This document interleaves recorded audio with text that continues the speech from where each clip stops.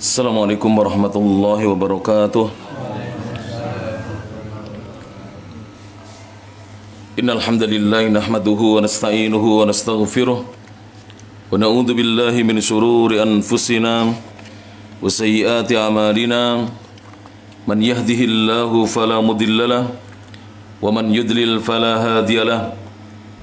Asyhadu an la ilaha illallah wahdahu la syarikalah wa asyhadu anna Muhammadan abduhu wa rasuluh. Ya ayyuhalladzina amanu taqullaha haqqa tuqatih wa la tamutunna illa wa antum muslimun.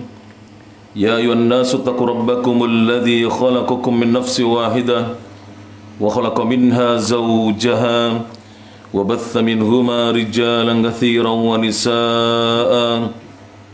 Wattaqullaha alladzi tasaaluna bihi wal arham innallaha kana 'alaikum raqiba.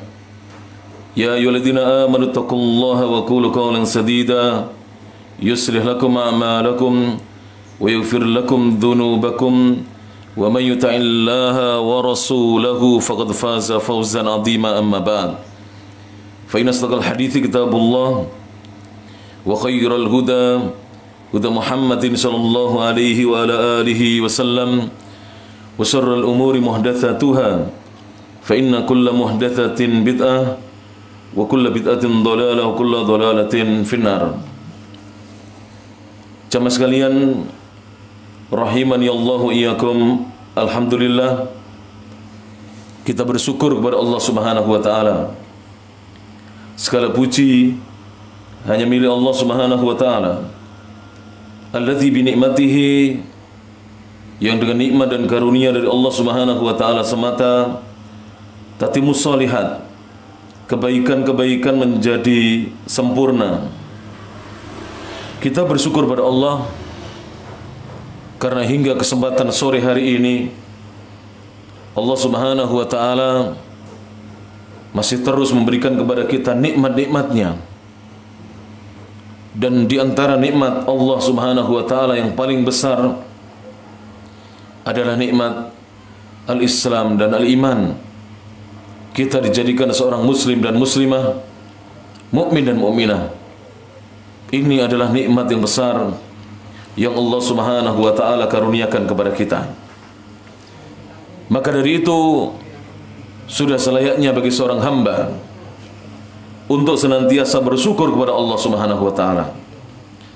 Karena dengan kita bersyukur, Allah berjanji kepada hamba-hambanya yang banyak bersyukur, Allah akan memberikan karunia tambahan nikmat kepada mereka.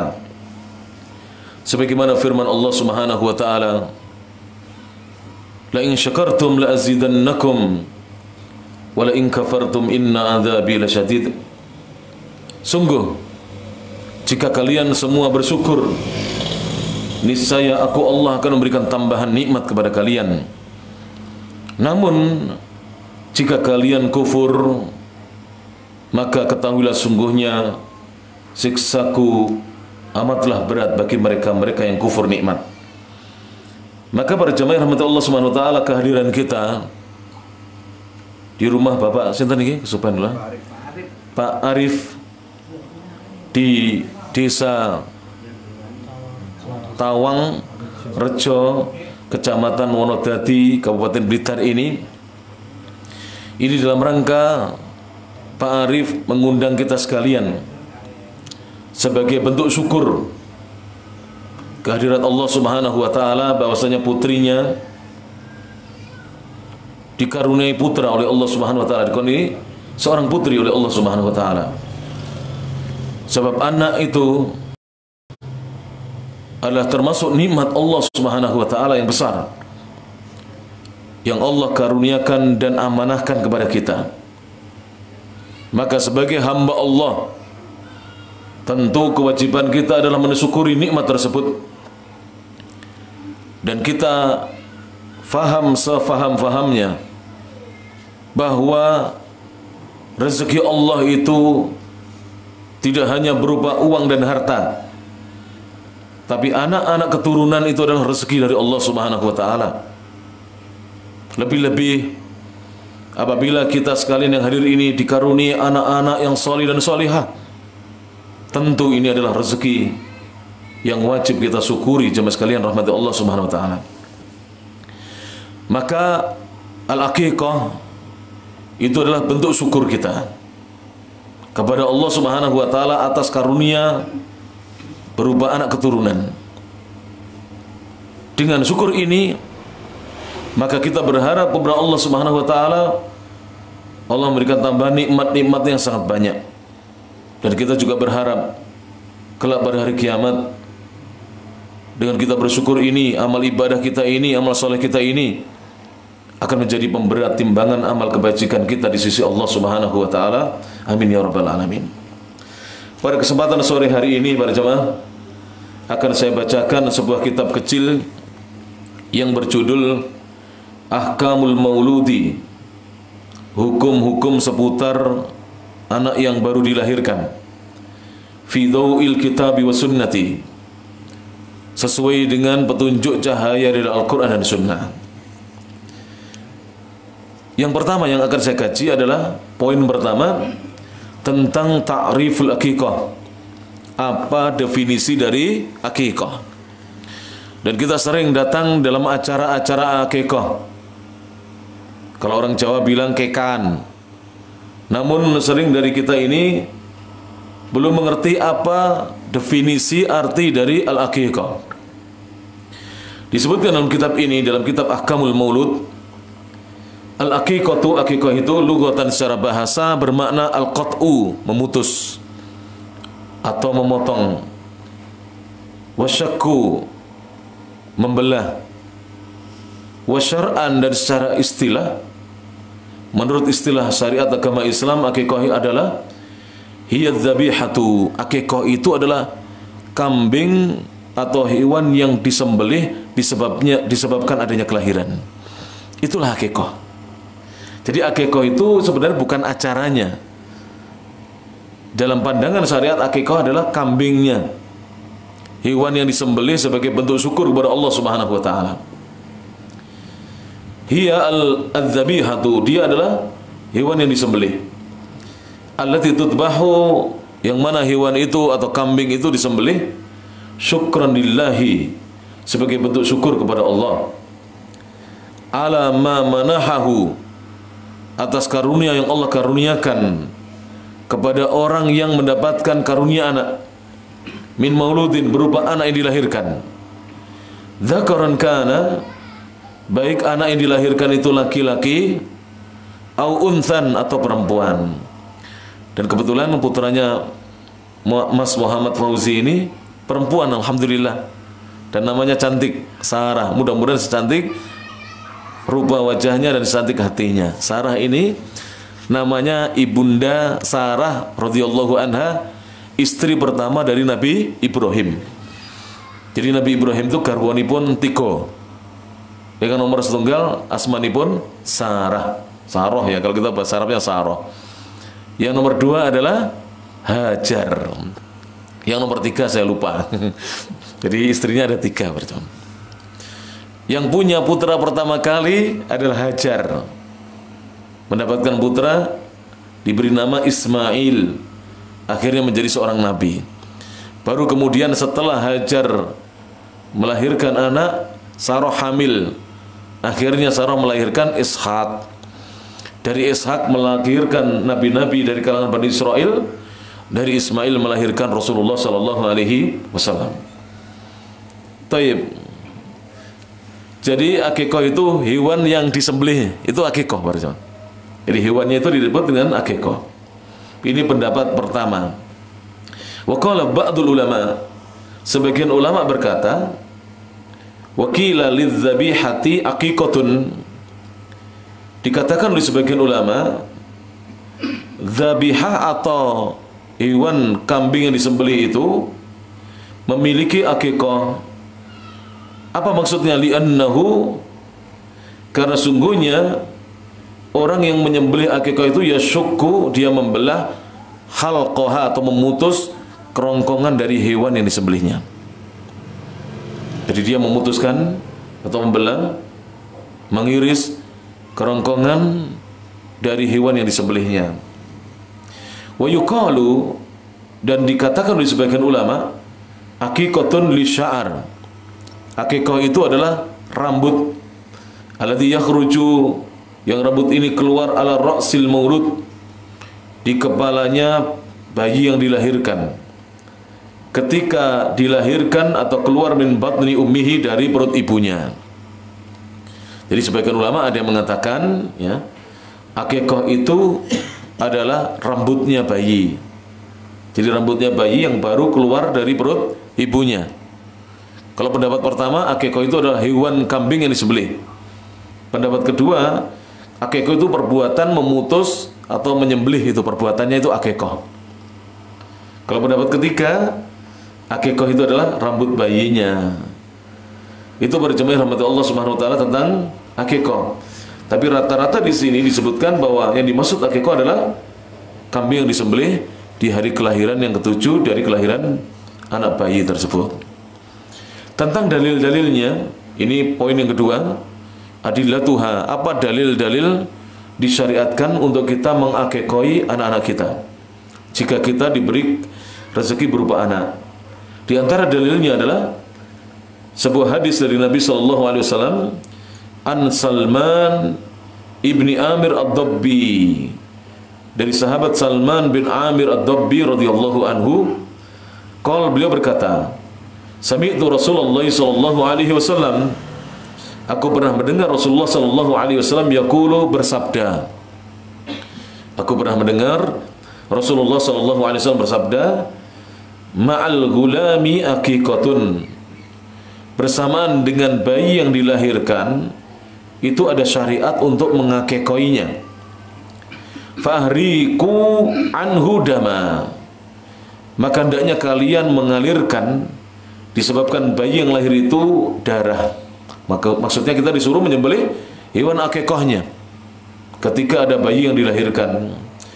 Wa amitu anhu al-adha, kemudian hendaknya kalian membersihkan dari bayi yang baru dilahirkan itu kotorannya. Yang dimaksud di sini adalah mencukur gundul rambut kepalanya, dan itu dilakukan juga di hari yang ketujuh. Jika lupa atau belum bisa, maka di hari setelahnya. Jadi jangan dibiarkan rambut itu tidak segera digundul. Dan disebutkan dalam banyak riwayat tentang Rasulullah SAW itu menggundul bayi-bayi yang dilahirkan pada hari yang ketujuh. Jadi dicukur bersih, dipelontos, dicukur gundul, bukan hanya digunting sedikit. Itu simbolis namanya. Kalau sunnahnya dicukur gundul. Kalau itu namanya simbolis. Simbolis itu biasanya ya supaya difoto dan seterusnya, dipotong sedikit dengan gunting kecil, itu bukan. Sunnahnya adalah dicukur gundul, betul-betul dipelontos, dibersihkan dari rambut. Kenapa dibersihkan? Karena rambut bayi yang dibawa dari perut ibu itu penuh dengan kotoran dan menyimpan kotoran-kotoran yang melekat di kulit kepala. Tidak akan hilang kotoran itu kecuali rambutnya digundul, kecuali rambutnya dihabiskan. Disebutkan oleh Imam Ibnu Qayyim rahimahullahu taala tentang faidah.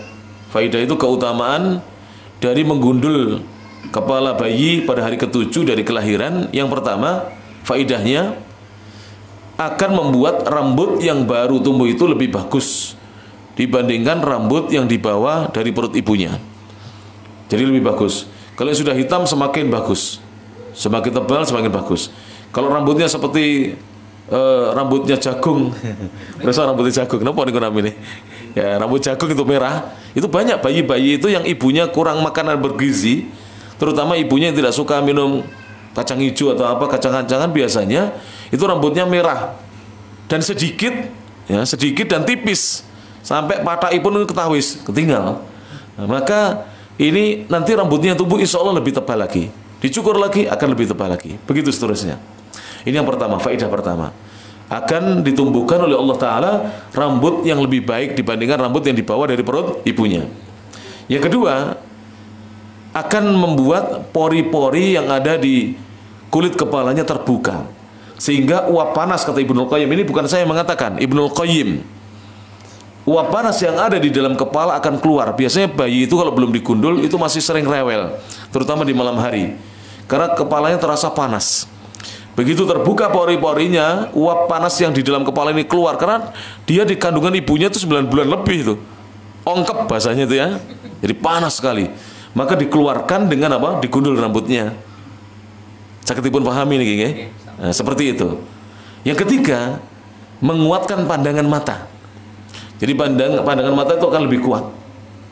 Saya pernah sakit para jemaah, kemudian diperiksa oleh dokter, dan ketika itu saya itu mulai dari SMA para jemaah, itu sering gondrong. Bahkan saya sekolah SMA negeri 1 Pare itu rambut saya gondrong. Rambut saya gondrong. Dan alhamdulillah tidak ada yang mencukur. Dan guru saya mengatakan kalau Yusron ini cukur maka atau potong rambut nanti kita syukuran katanya. Jadi rambutnya itu gondrong. Apalagi setelah saya perguruan tinggi dan mondok itu rambut saya bisa dikuncir panjang sekali. Santri zaman dulu banyak yang rambutnya panjang santri zaman dahulu. Terutama di pesantren-pesantren tradisional. Maka para jamaah, dokter mengatakan, "Mas," katanya, "kalau ingin lebih cepat sembuh, rambutnya dipangkas ya, dipendekkan," katanya. Jadi rambut panjang itu mempengaruhi kesehatan para jamaah. Tapi kalau kita sehat ya nggak ada masalah. Laki-laki yang penting tidak melebihi pundak. Kalau perempuan, nah silahkan panjang. Tapi kalau kita sering sakit, itu disarankan sering potong rambut. Ini Ibnul Qayyim loh, bukan saya loh. Ibnul Qayyim itu pakar kesehatan itu, pakar tibun nabawi. Jadi pengobatan cara Nabi. Diperiksa dalam zaman dahulu kedokteran sudah maju. Walaupun sekarang lebih maju lagi, tapi zaman dahulu sudah ada penelitian pada zaman. Jadi panjenengan kalau sering sakit, terutama sakit kepala atau apa, itu harus sering potong rambut itu. Jangan gondrong. Kenapa? Karena kita sering sakit. Kalau sehat tidak ada masalah. Kemudian yang keempat adalah menguatkan daya dengar. Jadi telinganya itu lebih tajam bayi. Karena bayi itu berproses, tidak langsung pendengarannya itu kuat. Maka dengan dipotong rambutnya, digundul itu menguatkan daya dengar telinganya. Fungsi telinganya sudah ada. Jadi kupingnya pun nyentel teng sirai, tapi dereng berfungsi dengan baik. Supaya berfungsi dengan baik, maka dicukur rambutnya. Jadi fungsinya supaya bagus para jemaah. Kemudian yang kelima, itu menguatkan daya kecap atau daya rasa. Jadi bayi itu nanti bisa merasakan dengan bagus. Jadi rasanya dia bisa merasakan makanan ini, makanan itu, minuman ini, minuman itu, dan seterusnya. Kemudian para jemaah yang keenam, tambahan dari kitab-kitab yang lain. Jadi ketika dalam perut ibunya itu ada semacam selaput putih, itu yang nempel di kulit kepalanya. Dan itu walaupun disabun, disampo, itu tidak bisa ngelontok atau tidak bisa keluar. Coba nanti bayi setelah digundul itu ada putih-putih yang keluar tiba-tiba itu. Itu kalau masih ada rambutnya, walaupun dikeramasi sebanyak apapun setiap hari, tidak bisa keluar. Baru dia akan mengelupas seperti mengelupas begitu ketika digundul rambutnya. Dan kata para ulama, itu penyakit, itu kotoran yang harus dibuang dari kepala kulit kepala seorang bayi yang baru dilahirkan. Jadi Rasulullah itu apa yang diperintahkan oleh Rasulullah atau disyariatkan Rasulullah itu wahyu semuanya. Allah yang menciptakan manusia, Allah yang paling maha tahu tentang kondisi bayi, bukan kita para jemaah. Maka kita sebagai seorang muslim tentu lebih percaya siapa? Allah Subhanahu wa taala. Apa yang datang dari Allah, baik itu dalam Al-Qur'an maupun datang dari sunnah-sunnah Nabi sallallahu alaihi wasallam. Lebih-lebih Nabi Muhammad itu tidak pernah berbicara dari hawa nafsunya. Wa ma yantiqu anil hawa. Dia Muhammad tidak pernah berbicara dari hawa nafsunya. In huwa illa wahyu yuha. Sesungguhnya yang disampaikan oleh Nabi Muhammad adalah wahyu yang Allah wahyukan kepada beliau sallallahu alaihi wasallam. Jadi Nabi ketika memerintahkan, mensyariatkan menggundul kepala bayi di hari ke-7 itu bukan ngarang, berjemaah. Bukan hasil semedi di gunung atau di gua, bukan. Itu adalah petunjuk wahyu dari Allah Subhanahu wa taala. Nabi diperintahkan untuk mengajarkan kepada umat Islam ini, umatnya beliau sallallahu alaihi wasallam yang mau beriman kepada Allah, beriman kepada beliau sallallahu alaihi wasallam. Maka dalilnya adalah ini, dan hadisnya rawahu Al-Bukhari, diriwayatkan Imam Al-Bukhari rahimahullahu taala, hadis nomor 5472. Hadis nomor 5472. Hadis yang lainnya berjamaah rahmat Allah Subhanahu wa taala, An Ibnu Abbasin radhiyallahu anhuma, dari Abdullah bin Abbas radhiyallahu anhuma, Beliau berkata, Abdullah bin Abbas ini adalah putra paman Nabi. Putranya Abbas. Abbas itu adalah saudaranya Abdullah. Abdullah itu ayahanda Rasulullah sallallahu alaihi wasallam. Abdullah menika ramanipun Rasulullah sallallahu alaihi wasallam. Lah Abdullah bin Abbas menika sepupu misananipun sinten Rasulullah sallallahu alaihi wasallam. Sebab piyambakipun panjenenganipun Abdullah bin Abbas menika putranipun pamanipun Rasulullah sallallahu alaihi wasallam. Dan Abdullah bin Abbas ini walaupun ketika Nabi usianya belum genap 13 tahun, tapi ketika masih kecil sampai menjelang remaja, beliau itu terus ngindil itu apa? Terus ikut Nabi, belajar dari Nabi. Bahkan dijelaskan oleh para ulama bahwa Abdullah bin Abbas ini selama hidupnya sampai wafatnya Nabi usianya baru 13 tahun, belum genap. Itu sudah khatam Al-Quran 2 kali dengan Nabi beserta tafsirnya. Bukan kata membacanya para jemaah. Khatam menyelesaikan belajar Al-Quran dari Al-Fatihah sampai An-Nas 114 surat, 6.236 ayat bersama Rasulullah SAW beserta apa? Tafsirnya. Belajar membacanya beserta belajar apa? Tafsirnya. Itu Abdullah bin Abbas radhiyallahu anhuma. Oleh karena itu, setelah Rasulullah meninggal, Abdullah bin Abbas ini seperti jadi mufti di kalangan para sahabat, ahli fatwa. Bahkan ketika Umar bin Khattab menggantikan Abu Bakar As-Siddiq menjadi khalifah yang kedua radhiyallahu anhu, Umar menunjuk sebagai tim penasihatnya Umar. Jadi Umar kalau tidak tahu tentang tafsiran sebuah ayat, Umar bertanya kepada siapa? Abdullah bin Abbas radhiyallahu anhuma, selain bertanya kepada sahabat-sahabat yang lain. Bahkan suatu hari sahabat-sahabat yang lain ketika ditanya tentang surat Al-Fatih, idza jaa nasrullahi wal fath, itu sahabat tidak ada yang benar tafsirannya kecuali tafsiran Abdullah bin Abbas radhiyallahu anhuma. Masya Allah, ini Abdullah bin Abbas. Dan beliau ini hadisnya banyak, sebanyak 1660 hadis, meriwayatkan hadis sebanyak 1660 hadis Abdullah bin Abbas radhiyallahu anhuma. Dan beliau digelari turjumanul Quran, penerjemah atau penafsirnya Al-Quran. Beliau berkata, Rasulullah sallallahu alaihi wasallam, Rasulullah sallallahu alaihi wasallam mengakikoi Anil Hasani, mengakikoi cucunya Al-Hasan, wal Husaini, dan cucunya beliau yang bernama Al-Husain radhiyallahu anhuma, bikabsyaini kabsyaini, masing-masing dengan 2 ekor domba. Karena laki-laki itu sunahnya berapa? 2 ekor. Kalau perempuan sunahnya berapa? 1 ekor. Kalau misalnya yang diundang banyak, boleh tidak menyembelih kambing yang lain atau menyembelih ayam? Boleh. Tapi yang diwajibkan hanya 1 untuk anak perempuan. Kalau anak laki-laki yang diwajibkan 2. Jika tidak mampu, sedangkan anaknya laki-laki boleh 1. Jika tidak mampu. Kalau hadis ini tadi 2, dan hadisnya rawahu An-Nasa'i, diriwayatkan Imam An-Nasa'i, hadis nomor 4219, wa sahhahahu Al-Albani, dan hadis ini disahihkan oleh Syekh Al-Albani. Tapi dalam riwayat yang lain para jamaah, dalam riwayat yang lainnya itu boleh anak laki-laki hanya 1 kalau mampunya masih 1. Kalau nanti sudah mampu lagi, diadakan lagi yang 1 berikutnya. Jika sampai dewasa tidak mampu, ya tidak apa-apa, mampunya 1. Kemudian pertanyaan para jemaah, bagaimana dengan kita yang dulu masa kecil kita, orang tua kita tidak mampu atau mungkin belum mempelajari agama secara mendalam, dan kita belum diakikoi, apakah boleh kita mengakikoi diri kita sendiri? Bagaimana jawabannya? Boleh. Hadisnya dihasankan oleh Syekh Al-Albani. Rasulullah SAW mengakikoi dirinya sendiri. Jadi setelah jadi Rasul, Rasulullah SAW mengakikoi diri beliau sendiri Sallallahu Alaihi Wasallam. Dan hadisnya dihasankan oleh Syekh Al-Albani rahimahullah ta'ala. Sehingga apabila kita sudah dewasa, ternyata dulu kita tahu belum diakikoi, atau kita dengar ceritanya bahwa orang tua kita belum mengakikoi, maka kalau kita punya rezeki segera mengakikoi diri sendiri pada zaman. Kekan. Nanti diumumkan, kekan Pak Sopo iki. Lho kok wis sepuh cek kekan ya. Iya, dulu belum diakikoi. Tapi hukumnya tidak wajib lagi. Hukumnya hanya sunnah saja. Karena yang diwajibkan untuk mengakikoi seorang bayi itu bapaknya. Jadi bapaknya yang wajib. Walaupun di sana ada perbedaan pendapat di kalangan para ulama, apa hukum akikah? Sebagian ulama mengatakan sunnah muakkadah, sunnah yang sangat dianjurkan. Sebagian ulama mengatakan wajib. Saya sendiri cenderung kepada wajibnya jika mampu ya, jika mampu. Kalau tidak mampu ditunggu sampai mampu. Ditunggu sampai mampu. Tidak mampu hari ke-7 boleh hari ke-14. Tidak mampu hari ke-14 boleh hari ke-21.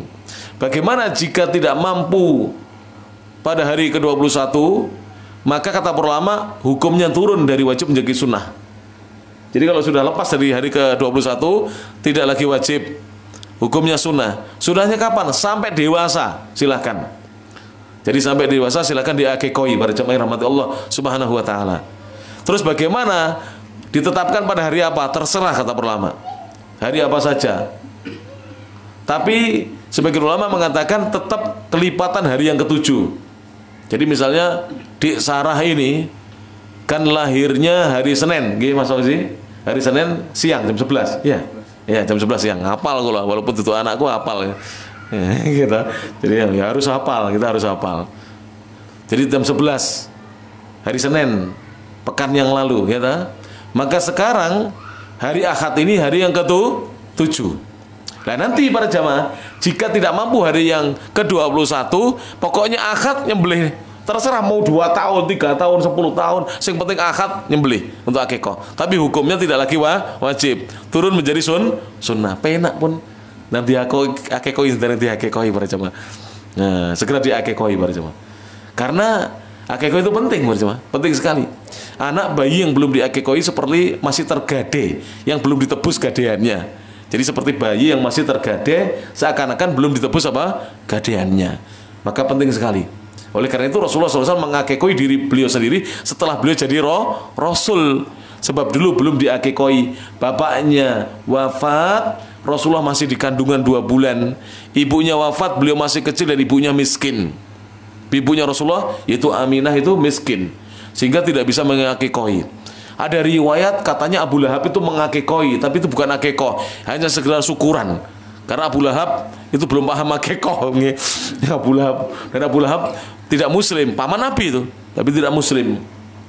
Makanya Nabi SAW disebutkan dalam riwayat yang dihasankan oleh Asy-Syaikh Al-Albani mengakikoi diri sendiri ketika beliau sudah menjadi Rasulullah Subhanahu wa taala. Kemudian yang ketiga, ini pun jaminan nih, betul-betul kalau nggih. Insyaallah. Yang ketiga, hukmuha, apa hukumnya akikah? Saya persingkat ya. Hukumnya akikah, ikhtalafal ulama'u, para ulama berbeda pendapat fi hukmil akikati, tentang hukum akikah. Hal hiya wajibatun, apakah akikah itu diwajibkan? Au sunnatun muakkadatun, atau sunnah yang sangat ditekankan atau sangat dianjurkan. Jadi ulama ada yang berpendapat sunnah, ada yang berpendapat wajib. Di antara ulama yang berpendapat sunnah adalah Imam Malik dalam kitabnya Al-Muwatta. Itu berpendapat sunnah. Kemudian Syekh Muhammad bin Shalih Al-Utsaimin itu juga berpendapat sunnah dalam Majmu' Fatawa dan Rasailnya Syekh Al-Utsaimin. Adapun kemudian juga Syekh Al-Munajjid, yaitu salah satu guru saya, guru tafsir saya, Syekh Shalih Al-Munajjid, Muhammad bin Shalih Al-Munajjid, beliau juga berpendapat sunnah muakkadah. Adapun yang berpendapat wajib adalah Syekh Dr. Abdul Adim Ibn Badawi Al-Khalafi dalam kitabnya Al-Wajiz fi Fiqhis Sunnah. Beliau mengatakan wal aqiqatu wajibatun, akikah itu diwajibkan alal mauludi lahu, atas bapak dari anak yang dilahirkan. Jadi yang wajib mengakikah sinten? Bapaknya. Bagaimana kalau bapaknya tidak punya uang seperti Ali bin Abi Thalib? Itu ketika Al-Hasan dan Al-Husain lahir, kan kembar itu ya. Maka yang mengakikoi siapa? Kakeknya, itu Rasulullah SAW. Karena bapaknya tidak punya uang. Jadi bapak-bapak kalau panjenengan kagungan putu, waya, lajeng napa putrane panjenengan napa mantune panjenengan mboten gadah yatra nggih ngakikoi ya. Mbahe sing ngakikoi coba bakil-bakil lah. Nggih, coba bakil diakikoi yo. Wong pahalane mengke ngalir teng jenengan nggih. Wong nggih putune panjenengan, wayahe panjenengan nggih ta? Enggak boleh bakhil. Wedhus lho pira gak ngenteni sawah sak bau nggih ta? Wedhus lho berapa para jemaah? Apalagi nanti Allah berjanji akan mengganti dengan pahala yang besar di sisi Allah Subhanahu wa taala. Seperti Rasulullah lihat, Ketika Ali tidak mampu, Rasulullah langsung yang membelikan kambingnya. Akikah 4 ekor kambing untuk Al Hasan 2, Al Husain 2. Dalam satu riwayat Al Hasan 1, Al Husain 1. Itu yang membelikan, yang mengakekoi siapa? Rasulullah Shallallahu Alaihi Wasallam. Boleh ya. Jadi kakek mengakekoi cucunya boleh para jamaah rahmatullah. Dan itu langsung Rasulullah yang mengerjakannya. Ya, kita contoh boleh ini para jamaah. Dan kadang-kadang kan anak-anak kita ketika baru rumah tangga kan ya duitnya dereng kathah tuh nggih. Ya cek babat ya. Tas rumah tangga duitnya cek akeh mbah iku tuh beneh ngeten iki. Ya toh? Harus. Ya kita sebagai mbah itu namanya orang berumah tangga para jamaah. Itu kalau belum mati tidak habis persoalannya. Di putu ya enek persoalannya gitu. Titipi putune lah nyopo ngoten nggih. Kalau ingin istirahat nanti di akhirat, di dunia ini tempatnya kita beramal memang. Jadi nggak usah merasa sibuk atau repot. Wah repot aku putu, jangan. Harusnya bahagia. Kita punya anak keturunan yang nanti apabila kita meninggal, kucuran pahala itu kita dapatkan para jamaah. Kalau mereka menjadi anak yang soleh dan solihah, beramal sebanyak apapun amalnya, kita dapat juga pahalanya tanpa mengurangi pahala mereka dari anak cucu kita yang beramal kebaikan. Dan hadisnya disahihkan oleh Syekh Albani, wa inna waladahu min kasbihi. Sesungguhnya anak itu hasil kerja, hasil upaya, hasil didikan dari orang tuanya. Jadi kalau anak beramal soleh, orang tua dapat pahala. Ini pun dalam Islam itu kita kan disuruh untuk memperbanyak anak baca, supaya kalau kita meninggal yang mendoakan banyak dan yang beramal soleh juga banyak. Itu harapannya para jemaah. Jangan kita para jemaah takut punya banyak anak. Pun toh rezekine bocah niku sing nanggung sinten? Tiang sepahe napa mbahe? Allah yang menanggung, bukan wong tuane dudu wong tuane dudu mbahe, sanes mbahipun engkang menanggung. Yang menanggung adalah Allah Subhanahu wa Ta'ala. Ini harus diyakini nih. Setiap anak yang dilahirkan di muka bumi ini, bahkan setiap yang melata di atas muka bumi ini, yang menjamin rezekinya adalah siapa? Allah Subhanahu wa Ta'ala. Harus diyakini. Tidak boleh kita ragu-ragu sebagai seorang muslim. Kita sudah menjadi pengikutnya Nabi Muhammad kok ragu-ragu. Tidak boleh ragu-ragu para jemaah. Jadi Syekh Abdul Adzim itu mengatakan wajibnya. Tapi secara garis besar jumhur ulama, mayoritas ulama mengatakan sunnah muakkadah. Walaupun sunnah ya jangan ditinggalkan para jemaah. Walaupun kita mengikuti pendapat yang sunnah, tetap kita berupaya untuk mengakekoi putra putri kita. Kalau belum bisa sekarang ya kapan kita punya rezeki diakekoi. Baik, para jemaah rahmat Allah Subhanahu wa Ta'ala, sebagaimana janji saya tadi, saya tidak akan berpanjang-panjang, saya persingkat saja. Di antara hukum-hukum ya seputar akekah ini, yang pertama ya, bayi yang baru lahir itu boleh diadani dan boleh tidak. Sebagian ulama ahlul hadis menguatkan tidak perlu diadani karena adzan itu panggilan sholat. Tapi Al-Imam Ibnul Qayyim dan ulama-ulama yang lainnya mengatakan sunnah untuk diadani. Tapi bukan dikomati ya, diadani saja. Tidak ada komatnya.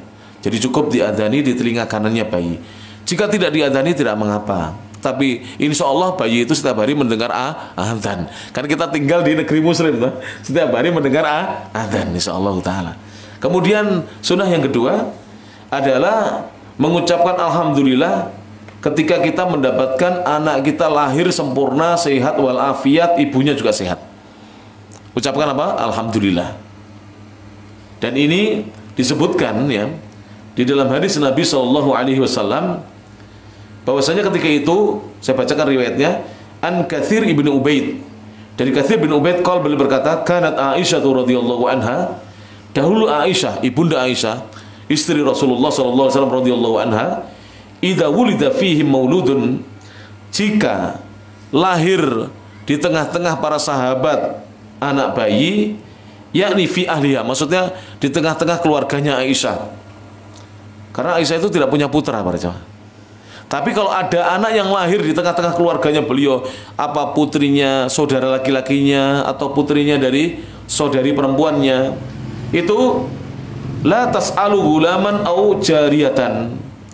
Beliau tidak bertanya yang lahir laki atau perempuan. Biasanya kalau kita tanyakan, lanang wedok, ngoten nggih. Aisyah tidak bertanya begitu. Tidak bertanya laki atau perempuan, itu nanti bakal diketahui, nggak usah ditanyakan, pasti tahu. Dari namanya kan tahu. Mosok Muhammad wedok, nggih nggih. Sarah mosok lanang. Kan begitu. Kalau sudah diberi nama kita nanti tahu ini laki atau perempuan. Jadi Aisyah tidak bertanya laki dan perempuannya. Takulu, Dia mengatakan, beliau berkata, khuliqa sawiyan, apakah lahirnya sempurna sehat? Jadi yang ditanyakan Aisyah itu justru apa? Lahirnya bagaimana? Sempurna sehat? Tidak ditanyakan laki atau perempuannya. Fa idza qila na'am, jika dijawab iya sehat, lahirnya sehat, tidak ada kekurangan suatu apapun, qalat, maka Aisyah berkata alhamdulillahirabbil alamin. Ucapkan apa? Alhamdulillahirabbil alamin. Padahal ini bukan putranya Aisyah yang lahir. Siapapun anak yang lahir di tengah-tengah keluarganya beliau, di kerabatnya beliau, beliau mengucapkan apa? Kalau lahirnya sehat, alhamdulillahirabbil alamin. Segala puji bagi Allah Rabb alam semesta. Hadisnya rawahul Bukhari. Jadi yang saya tuliskan ini hadisnya diriwayatkan Imam Al-Bukhari dalam kitab Fil Adabil Mufrad, dalam kitab Al-Adabul Mufrad, hadis nomor 1256, wa hassanahu Al-Albani, dan dihasankan oleh Syekh Al-Albani. Yang ketiga, memohonkan perlindungan kepada Allah Subhanahu wa taala. Jadi kalau ada bayi baru lahir, itu dimintakan perlindungan kepada Allah Subhanahu wa taala. Di sini ketika lahirnya Al-Hasan dan Al-Husain, Rasulullah berdoa, dengarkan doanya ya. U'idzukuma, aku perlindungkan kalian berdua bi kalimatillahi tammati, dengan kalimat-kalimat Allah yang maha sempurna, min kulli syaitanin, dari segala syaitan, wahamah, wa min kulli ainin lamah, dan segala binatang yang bisa mencelakakan, dan juga dari segala mata yang bisa mendatangkan penyakit disebabkan apa? Mata yang jahat, pandangan mata yang jahat. Jadi Rasulullah memperlindungkan cucunya, jadi berlindung kepada Allah agar Allah Subhanahu wa taala melindungi cucunya dari segala gangguan, baik setan, hewan-hewan yang jahat, ya. Kemudian juga dari pandangan mata yang bisa membuat bayi itu sakit. Ini dibaca oleh Rasulullah SAW ketika cucunya lahir. Kalau kita misalnya, karena ini Mbak Sarah ya, Dek Sarah, maka Mas Fauzi berdoanya begini, u'idzuki bi kalimatillahi tammati min kulli syaitanin wahamah wa min kulli ainin lamah. Begitu dibacakan kepada putrinya agar dilindungi oleh Allah Subhanahu wa taala. Semoga Allah melindungi Dek Sarah dari segala keburukan. Amin ya rabbal alamin. Kemudian yang keempat adalah tahnikul maulud, mentahnik anak yang baru dilahirkan. Mentahnik itu, anak itu dibawa kepada orang soleh, orang yang berilmu. Kemudian orang yang berilmu itu mengunyah kurma sedikit sampai lembut, kemudian dioles-oleskan di mulutnya bayi yang baru dilahirkan. Syekh Muhammad bin Shalih Al-Utsaimin mengatakan, bayi yang baru dilahirkan itu perutnya seperti kulit binatang yang baru diseset, kelupas dari hewan yang baru kita sembelih. Jadi seperti kulit kambing yang baru dilepas, dikelupas. Kulit itu akan busuk kalau tidak disamak atau diberi ramuan-ramuan. Dan kurma yang diberikan di perut bayi itu seperti ramuan yang digunakan untuk menyamak atau mengawetkan kulit binatang. Perisa kulit ya, jangan nyembelih misalnya kelinci atau menyembelih kambing atau sapi, setelah kuliti, kulitnya itu kalau dibiarkan itu lama-lama busuk, apalagi tidak dijemur, busuk para jamaah. Dijemur saja kalau tidak kering betul dalamnya itu busuk. Saya pernah menjemur, keluarnya kering, dalamnya itu bisa busuk. Tapi kalau disamak, ya, dikasih ramuan-ramuan, maka dia bisa digunakan untuk apa? Untuk sepatu, untuk tas, untuk dibuat macam-macam ya, sabuk dan seterusnya, dompet dan seterusnya. Maka perut bayi itu, kata Syekh Muhammad bin Shalih Al-Utsaimin, seperti kulit binatang yang baru dikuliti itu. Dia perlu dikuatkan dengan apa? Kurma. Jelas ini para jamaah, dengan kurma. Taib. Kemudian yang kelima, secara singkat, di antara sunnahnya adalah tasmiyatuhu, diberi nama, sudah namanya adalah Sarah atau Sarah. Kemudian yang keenam, ad-du'a lahu bil barokah, mendoakan agar anak yang baru dilahirkan itu diberi barokah. Oleh karena itu dulu ketika Mas Fauzi men-share bahwa sudah mendapatkan rezeki dari Allah berupa putri anak perempuan, maka semua mendoakan barakallahu, ya, barakallahu fil mauhubi laki fil mauhubati laki wa syakartal wahib wa ruzikta birroha wa balagat asyuddaha.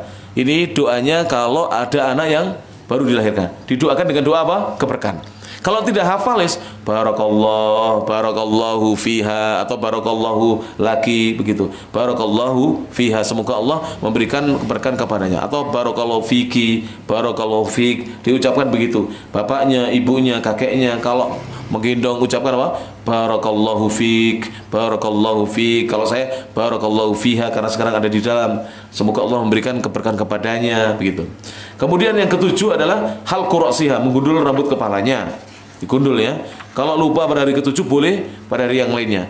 Yang kedelapan setelah digundul, lathu ra'siha biza'faron, melumuri kepala yang setelah dipelontos itu, setelah dibersihkan dari rambut dengan minyak za'faron. Kalau tidak ada, parfum apa saja yang masih asli, yang masih bibit.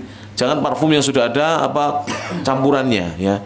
Jangan. Jadi parfum yang masih bibit itu dilumurkan di apa? Di kepalanya, yang baru digundul setelah dibersihkan kepalanya. Sudah bersih, dilumuri itu. Bukan dikasih bedak ya, dilumuri itu. Itu sunnah dari Nabi SAW. Yang terbaik adalah minyak apa? Za'faron. Yang kesembilan, jika rambutnya banyak, maka ditimbang, kemudian disedekahkan, bersedekah senilai harga perak. Jadi ditimbang, nanti dinilai berapa timbangannya, berapa gram timbangannya. Maka rambutnya itu kemudian disedekahkan senilai harga perak. Dan insya Allah, ini setahu saya, rambut bayi itu tidak sampai senilai 50.000 itu. Tidak sampai senilai 50.000. Jadi kalau kita sedekah 100.000 sudah lebih daripada cukup. Kemudian yang ke-10, jika laki-laki diwajibkan untuk dikhitan, jika perempuan disunahkan untuk dikhitan. Tapi untuk khitan perempuan jangan coba-coba kalau tidak ada yang ahli pada zaman. Karena khitan perempuan ini tidak gampang. Kalau diambil terlalu sedikit tidak bermanfaat. Kalau diambil terlalu banyak membuat wanita itu tidak punya gairah seksual. Maka bahaya. Kalau tidak ada yang tahu tentang khitan perempuan, lebih baik perempuan tidak dikhitan. Kalau laki-laki wajib untuk dikhitan. Alhamdulillah di Indonesia banyak tukang khitan laki-laki, maksudnya untuk bayi laki-laki ya. Kalau di Arab bayi itu lahir procot langsung dikhitan, baik laki-laki maupun perempuan. Wallahu a'lam bishawab. Kalau di Indonesia ini yang saya tahu, saya pernah mondok di Makassar, rata-rata orang-orang Sulawesi itu anak perempuannya dikhitan berjamaah. Tapi agak gede, bukan masih kecil, agak gede. Sebab kalau masih kecil tidak begitu kelihatan yang dikhitan itu. Tapi kalau sudah agak gede, yang seperti jengger ayam itu yang dipangkas sedikit, potong sedikit, diambil sedikit ya, diambil sedikit. Dan yang tahu itu adalah ahli khitan wanita. Jangan diambil terlalu sedikit, tidak bermanfaat. Jangan diambil terlalu banyak, nanti akan menghilangkan gairahnya. Demikian bisa disampaikan, mudah-mudahan bermanfaat. Apabila ada kurang lebihnya, saya mohon maaf yang sebesar-besarnya. Saya berterima kasih kepada Bapak Arif yang telah menyediakan tempatnya. Dan Alhamdulillah saya ikut berbahagia atas kelahiran putri dari Mas Fauzi, Mas Muhammad Fauzi. Tentu ini adalah nikmat dari Allah Subhanahu wa Ta'ala. Dan saya sebenarnya itu sebenarnya saya itu juga ngiri dengan Mas Fauzi. Nyapa kumbian gak rabi, cik nom-nom. Saya nikah 28 Pak. Sehingga saya sekarang umur 47 saya sekarang ini. Anak saya belum ada yang menikah. Mas Fauzi nanti umur 40 wes iso mantu ya. Apalagi ini putrinya anaknya perempuan nih, mantu mana ya insyaallah. Jadi 40 sudah punya cucu ini. Kalau saya ini terlambat menikah. Ya nggak apa-apa, daripada tidak menikah. Alhamdulillah. Jadi menikah di usia muda itu bagus, asal sudah siap ya. Kalau belum siap ya jangan, kasihan nanti justru banyak bertengkar dengan pasangannya karena belum siap secara mental. Tapi ini yang bisa disampaikan. Mudah-mudahan bermanfaat. Akhirul kalam, subhanakallahumma bihamdik, asyhadu an la ilaha illa anta, astaghfiruka wa atubu ilaik. Assalamualaikum warahmatullahi wabarakatuh.